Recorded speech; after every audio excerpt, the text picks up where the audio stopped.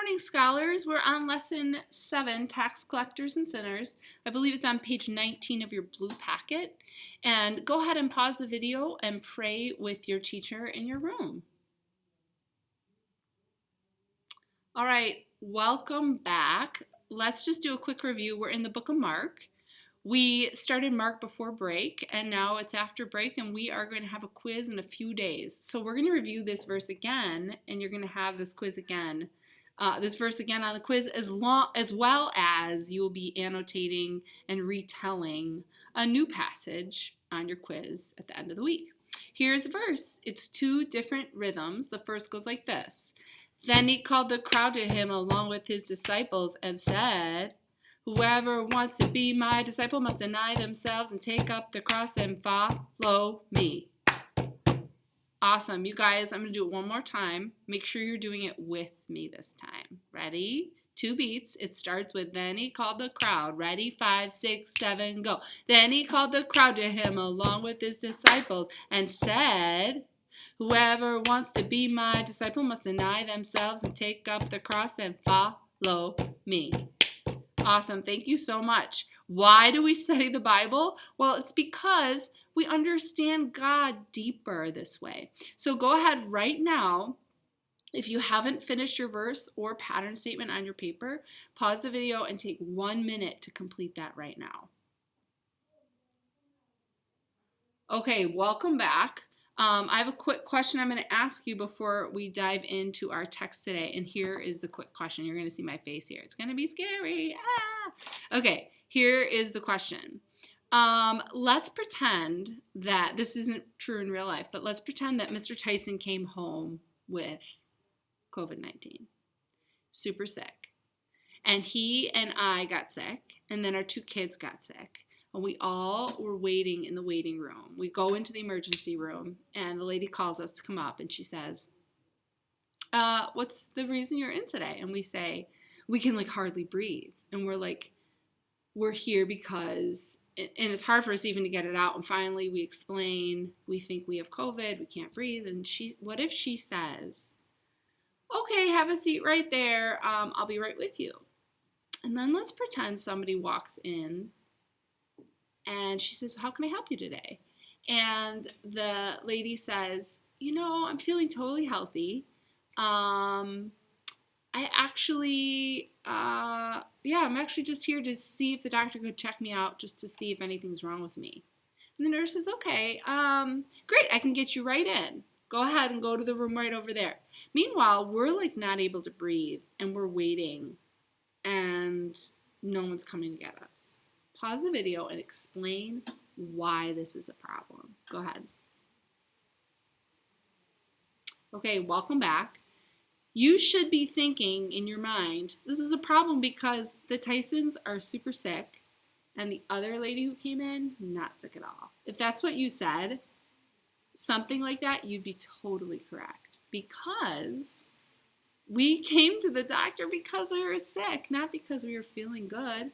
Well, in our text today, Jesus is going to say something super similar. So I want you to listen as we get to that part of the text. Today, we're going to answer these 2 questions. Who did Jesus spend most of his time with? And why was this surprising to some? We're going to annotate Mark 2, 13 through 17. Guys, just a reminder, go ahead. I'm going to give you 5 seconds for each. What's the top blue box? See if you can shout it out. 5, 4, 3, 2, 1. Observation. What's the top yellow box? 5, 4, 3, 2, 1. Interpretation. Shout it out. Green box. 5, 4, 3, 2, 1. Application. Okay, I'm going to do the same thing, but I'm not going to count down out loud. I'm just going to count to 5 in my head, and then I'm going to put it up. See if you could beat me to it, okay? Shout it out before I get to it. What is step 1 of Bible study? Annotate. Hope you got it. Step 2. Retell. Step 3. Historical background. Step 4. Writer's message. Step 5. Gospel truth. Step 6. Gospel in action. We're just focusing again on these first two. Today I'm going to walk you through it because you might have some Christmas cobwebs.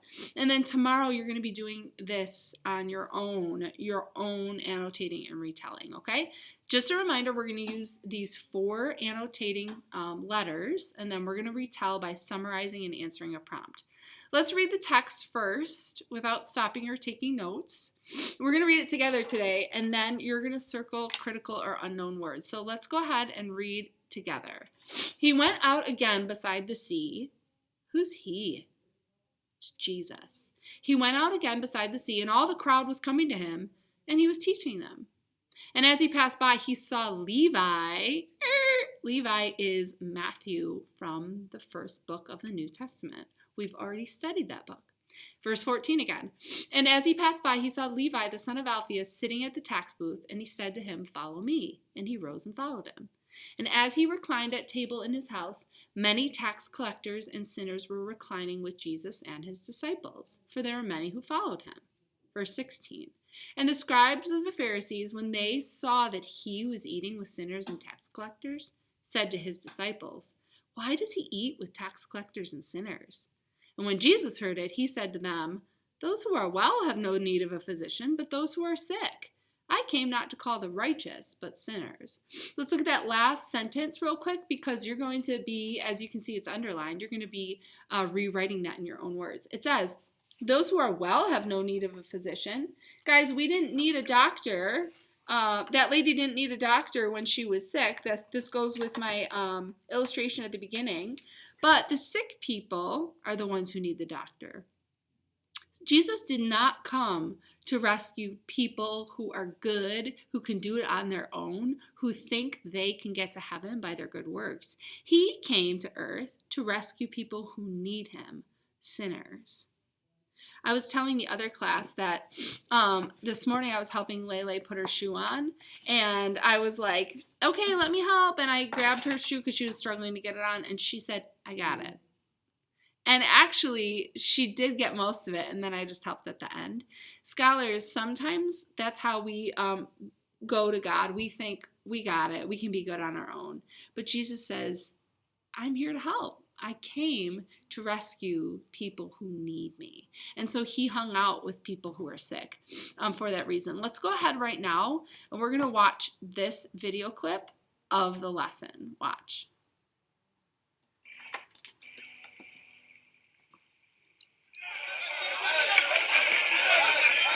Once again, Jesus went out beside the lake. A large crowd came to him, and he began to teach them.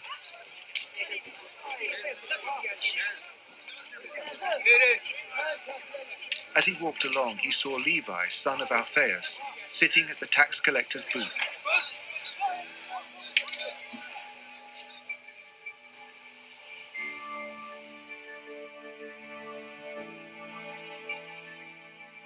"Follow me," Jesus told him.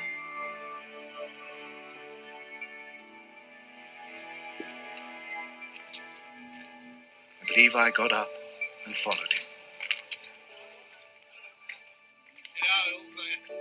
While Jesus was having dinner at Levi's house, many tax collectors and sinners were eating with him and his disciples, for there were many who followed him. When the teachers of the law, who were Pharisees, saw him eating with the sinners and tax collectors, they asked his disciples, "Why does he eat with tax collectors and sinners?" On hearing this, Jesus said to them, "It is not the healthy who need a doctor, but the sick. I have not come to call the righteous, but sinners." Awesome. Go ahead right now. I want you to look at your passage, and I want you to go ahead and circle unknown or critical important words. So you should be looking at your text right here. Go ahead, take 1 minute. Please pause the video and circle unknown or critical words. Okay, I saw some people in some classes circling Alphaeus or Alphaeus. I heard some people circle reclined. Some people did tax collector. Someone else did physician. You might have done different ones. Well, you can, here's a quick rule about defining words. You're never going to define proper nouns. So this is someone's name. We're not going to define that. You could pick a different word. I'm going to pick physician. I actually don't even need to look this one up because I already know it. If I did need to look it up, I would use wordsmith. Physician means doctor, so I'm going to put a capital D, and that's because right down here it says D for definition. Then I circle it, and I put doctor. This is in verse 17, so I'm going to put V17. That's going to help me later. Now I'm going to come up with a question. I'd love for you to come up with one, so go ahead and pause the video and come up with one. This is just a question you're asking yourself as you read the text. Okay, I'm going to share with you what a student in one of my classes did today. They looked right here at when they saw that he was eating with sinners. When the Pharisees, the scribes of the Pharisees saw this. So I'm going to underline scribes of the Pharisees when they saw he was eating with sinners. And the question is, why did they mind that Jesus ate with sinners? So I'm going to put a Q here, circle it, because right down here it says Q. And I'm going to put, why did the scribes mind that Jesus ate with sinners? And with this one, I am using capital letter and a question mark at the end. And then I'm putting the verse number, verse 16. That's going to help me later. The third thing I have to do now is answer the prompt. Feel free to pause at any time if you need to finish what I wrote. We're going to comment on parts of the text that apply to the prompt. So I'm going to flip over here. My prompt is, who did Jesus spend most of his time with? Oh, well, it says right here that he reclined at table. Many tax collectors and sinners were reclining with him. So I'm going to underline tax collectors and sinners, put an A up here for answer prompt, and I'm going to put tax collectors and sinners. If you don't know how to write that fancy ampersand, you can just write the word and. Okay, great. So now I have all those done. But wait, I thought there was another question. Oh, there is. Why was this surprising to some? So guys, go ahead and pause the video and discuss why was it surprising and real quick. Okay, in my last class, somebody said because Jesus is holy, it would seem funny that he would eat with them. So I'm going to add that piece too. Okay, now we're on our last one, which is P for paraphrase. So I'm going to rewrite this part underlined. There's not a lot of room here, so I'm going to bring it all the way down to the bottom. Those who are well have no need of a physician, but those who are sick. So I'm going to put a P and circle it. Let's see, those who are well have no need of a physician. Let's start with if you're. Pause it and see if you can come up with something. Okay, in our last class, somebody said, if you're not sick, you don't need a doctor. So let's write that down. If you're not sick, you don't need a doctor. And then the last part says, I came not to call the righteous, but sinners. That's Jesus talking. So let's write, Jesus came to rescue. And remember before we said that Lele said, I got it? Well, the righteous are people who think they can get to heaven on their own. The sinners are people who know they need Jesus. So I'm going to put, Jesus came to rescue everyone, especially those who realize they need him.